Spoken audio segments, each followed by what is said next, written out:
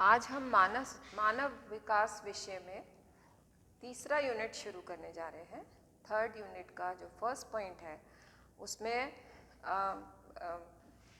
प्रारंभिक बाल्यावस्था में शिक्षा, इसका महत्व हम करेंगे आज। इसको हम पूर्वशालीय शिक्षा भी कहते हैं और ये 3 से 6 वर्ष तक की आयु के जो बच्चे होते हैं उन्हें हम अनौपचारिक रूप से हम उनको शिक्षा देते हैं। अनौपचारिक रूप से उनको एक तरह से उनको बहुत सारे अनुभव देते हैं जिससे वो आगे चल के जब उनकी औपचारिक शिक्षा शुरू होती है 6 वर्ष के बाद, जब वो फर्स्ट क्लास में आ जाते हैं तो उनकी औपचारिक शिक्षा शुरू हो जाती है। तो औपचारिक शिक्षा में वो अच्छे से एडजस्ट कर सकें, आराम से वो उनका अगर बेस बना हुआ होगा तो उन्हें कोई समस्या नहीं आएगी। ये सोचते हुए हम प्रारंभिक बाल्यावस्था में शिक्षा देते हैं। जैसे आपने देखा होगा कि स्कूल में nursery school, Montessori school, prep, ये सब क्लासेस होती हैं। ये अनौपचारिक शिक्षा कहलाती है और अनौपचारिक रूप से ही शिक्षा देनी चाहिए। हमारी भारतीय संस्कृति में हम जो ये शिक्षा देते हैं, ये शिक्षा हम उसको ये ध्यान में देकर नहीं देते कि ये अनौपचारिक शिक्षा है। बहुत सारे स्कूल्स, छोटी जगह में बहुत सारे स्कूल्स ऐसे होते हैं जिन्होंने बहुत सारा सिलेबस डाल रखा है,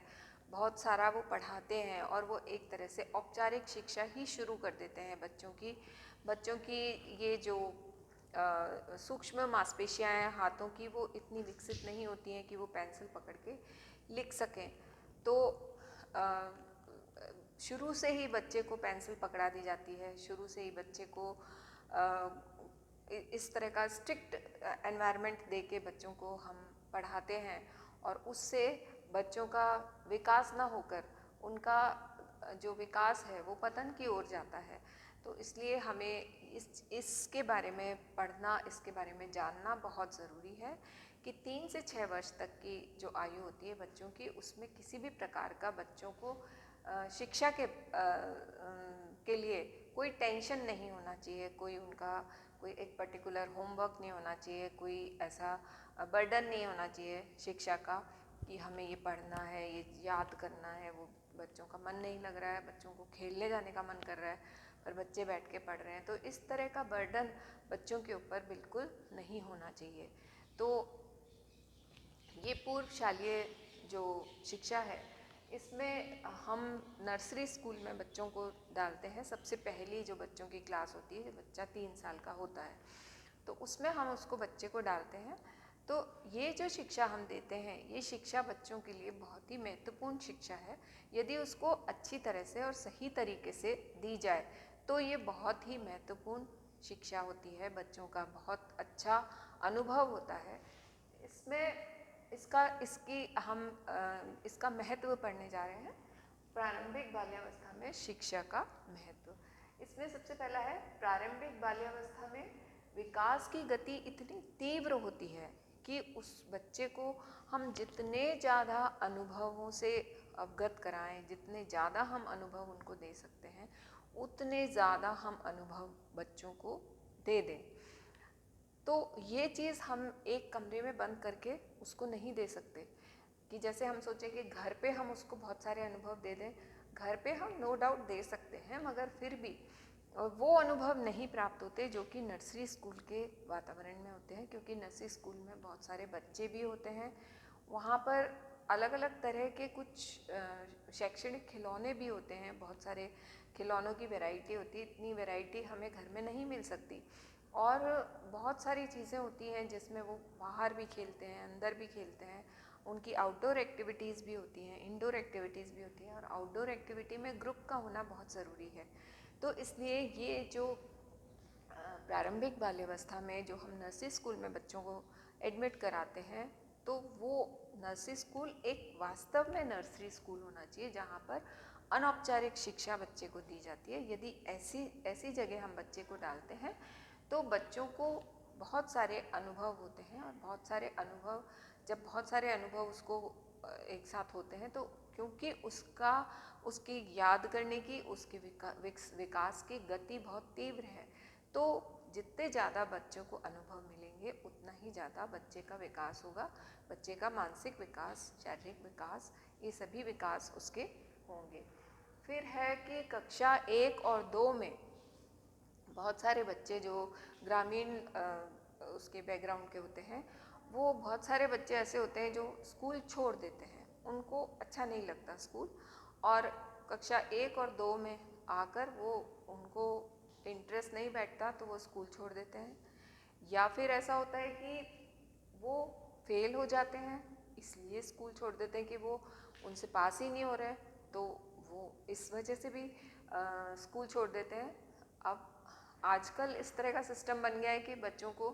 फेल नहीं करना है, तो बच्चों का ये जो स्कूल ड्रॉप आउट होता है, स्पेशली जो ग्रामीण क्षेत्र हैं वहाँ पर जो स्कूल ड्रॉप आउट होता है, वो ड्रॉप आउट इसलिए होता है क्योंकि वो जो प्रारंभिक शिक्षा है उस शिक्षा को उन्होंने प्राप्त नहीं किया है, या अनौपचारिक शिक्षा में वो नहीं गए हैं। अनौपचारिक शिक्षा में यदि बच्चे जाते हैं तो बच्चों का इंटरेस्ट डेवलप होता है, क्योंकि उनको खेल विधि द्वारा बच्चों को सिखाया जाता है। तो खूब सारे खिलौने और खूब सारी वैरायटी होती है बच्चों को काम करने की, बहुत सारी उनसे एक्टिविटीज़ कराई जाती हैं जिसमें बच्चों को इंटरेस्ट आता है। तो ये सारी चीज़ों से बच्चे वंचित रह जाते हैं, और इसलिए उनको जो औपचारिक शिक्षा है वो उनको ना तो समझ में आती है, ना उनका इंटरेस्ट बैठता है, और वो पढ़ाई के प्रति अपनी रुचि उनकी हट जाती है। तो ये सारी चीज़ों को ओवरकम करने के लिए भी नर्सरी शिक्षा या अनौपचारिक शिक्षा या हम कहें प्रारंभिक जो शिक्षा है वो होनी बहुत ही आवश्यक है। फिर उसके बाद है सामाजिक आर्थिक ज़रूरत। सामाजिक आर्थिक रूप से भी जो हमारा जो नर्सरी स्कूल है उसकी ज़रूरत होती है, क्योंकि संयुक्त परिवार बिखरते जा रहे हैं आजकल, और जो एकाकी परिवार है उसमें भी दोनों मदर और फादर दोनों वर्किंग हो गए हैं। तो जब दोनों काम पे जाते हैं तो बच्चे की देखभाल करने के लिए कोई नहीं होता, और वो या तो कोई आया को रखते हैं या फिर कोई अपने वर्किंग प्लेस पे लेके जाते हैं उनको, तो वहाँ पर उनकी केयर उतनी अच्छी से नहीं हो सकती। इसलिए उन्हें नर्सरी स्कूल जाना भी ज़रूरी है, क्योंकि वहाँ पर उनको एक केयर मिल जाएगी, है ना, और वो अपने बच्चों को वहाँ पर छोड़ सकते हैं। तो इसलिए भी नर्सरी स्कूल का होना उनके लिए बहुत ही लाभदायक है, और बच्चे को भी वहाँ पर एक सिक्योरिटी वाला एनवायरनमेंट मिलता है, जिससे बच्चे जो इनसिक्योर हो जाते हैं, जो उनको वो एनवायरनमेंट वहाँ पर मिलता है। फिर है कि जैसे जैसे हमारा जो सिनेरियो है वो चेंज होता जा रहा है, हमारे जनसंख्या वृद्धि होती जा रही है, और जनसंख्या वृद्धि से पहले जो लोग बाग अपना ही बिजनेस खोलकर और अपने ही घर में कुछ अपनी अर्निंग कर लेते थे और कहीं बाहर नहीं जाते थे, अब वो अपने घर को छोड़कर बाहर की ओर मेट्रो सिटीज़ में जाते हैं, जहाँ पर बहुत कम एरिया है, बहुत सारे लोग हैं, जहाँ की जनसंख्या बहुत अधिक है, और रहने के लिए वहाँ छोटे छोटे से अपार्टमेंट्स हैं। और इन छोटे छोटे अपार्टमेंट्स में जब वो रहते हैं तो बच्चों को खेलने की स्पेस नहीं मिलती, और बच्चों को जो विकसित होने के लिए जो एरिया चाहिए वो एरिया उनको नहीं मिल पाता है। तो उसके लिए भी नर्सरी स्कूल बहुत ही इम्पॉर्टेंट है, क्योंकि नर्सरी स्कूल में बाहर खूब खेलने की जगह होती है, अंदर भी खूब बड़ा सारा लेबोरेटरी होती है, बहुत बड़ी सारी कमरा होता है जिसमें वो खेलते हैं, बाहर भी जाकर वो खेल सकते हैं, और पूरा प्लेग्राउंड होता है, पूरा बड़ी सी स्पेस होती है खेलने के लिए। तो बच्चों को ये स्पेस, क्योंकि बाहर जो शहरी जो शहर हैं, शहरी जगह हैं, वहाँ पर छोटे छोटे घर होने के कारण बच्चों को ये स्पेस नहीं मिल पाती है खेलने की, और इससे बच्चों का विकास जो है वो प्रभावित होता है। इसके बाद जो माताएं अशिक्षित होती हैं, जो अशिक्षित माताएं होती हैं वो स्पेशली जो बच्चों के विकास के लिए अशिक्षित होती हैं, अगर शिक्षित भी हैं पर उन्हें बच्चों के बारे में, बच्चों के विकास के बारे में जानकारी नहीं है या बिल्कुल मतलब उनको जागरूकता नहीं है इस विषय में, तो उसको भी हम अनएजुकेटेड या अशिक्षित कह सकते हैं इस क्षेत्र में। तो ऐसे इस तरह का अगर उनको एनवायरनमेंट मिलता है तो उनके बच्चों को, जैसे कि नर्सरी स्कूल में ट्रेंड टीचर्स होती हैं, वो ट्रेंड हाथों में जाते हैं और वहाँ पर उनको बहुत सारे अनुभव होते हैं। तो वो अनुभव, वो जो मदर है जिसको इस क्षेत्र की नॉलेज नहीं है, वो उसको वो अनुभव नहीं दे सकती, वो क्वालिटी एक्सपीरियंसेस नहीं दे सकती। और इस वजह से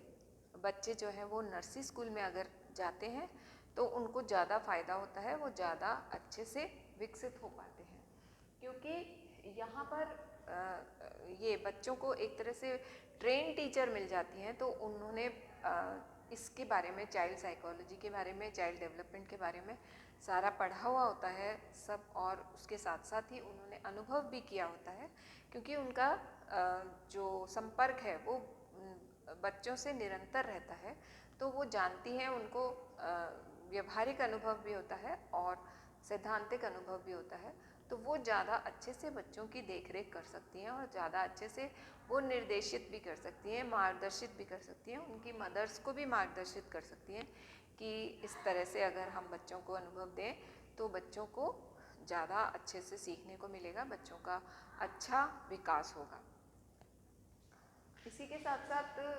जैसे कि बच्चे जो हैं, जो छोटे बच्चे होते हैं, वो खेलना उनको बहुत अच्छा लगता है,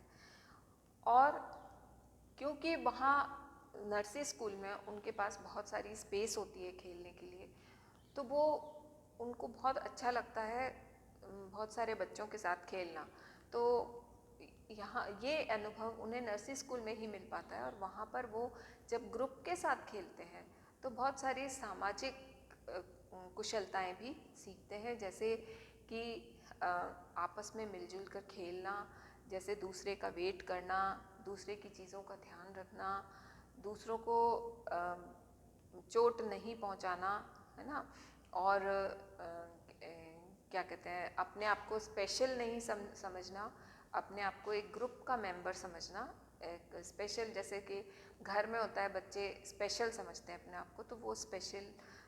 स्पेशलिटी अगर बच्चे में अगर डेवलप हो जाती है तो फिर बच्चा अपने आप को ये समझने लगता है कि मैं ही सबसे